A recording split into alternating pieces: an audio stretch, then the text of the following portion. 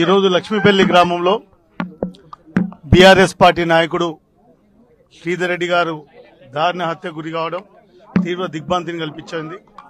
ఈరోజు ఈ గ్రామంలో ఉన్నటువంటి కాంగ్రెస్ నాయకులు వారికి అండగా ఉన్నటువంటి మంత్రి జూపల్లి కృష్ణారావు గారి అండతోనే ఈ యొక్క అరాచకమైనటువంటి సంఘటన జరిగింది.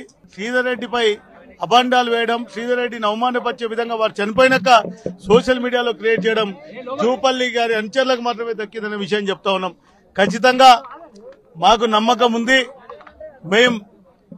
మాకు మా నాయకుడు అండగా ఉన్నారు కేటీ రామారావు గారు. వారి అండదండలతో ఖచ్చితంగా దోషులను చట్టానికి పట్టించడానికి పూర్తిగా మా వంతు ప్రయత్నం చేసి వారిపై కూడా కఠినమైన చర్యలు తీసుకునే విధంగా మరి బీఆర్ఎస్ పార్టీ తరఫున వారు వర్కింగ్ ప్రెసిడెంట్ గారి నాయకత్వంలో ఖచ్చితంగా చేస్తాం.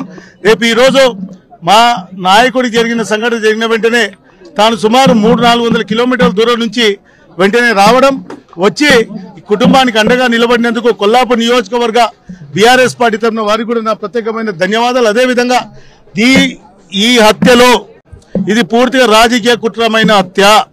దీనిపై రాష్ట్ర ప్రభుత్వంలో ఉన్నటువంటి పెద్దల యొక్క పాత్ర ఉందనేది ఇక్కడ ఎవరిని అడిగినా చెప్తారు సుస్పష్టం. కాబట్టి మేము సిబిఐ ఎంక్వైరీ చేయాలి, ఎంత పెద్దవాళ్ళు ఉన్నా సరే ఖచ్చితంగా శిక్షించాలని చెప్పేసి మేము డిమాండ్ చేస్తా ఉన్నాం.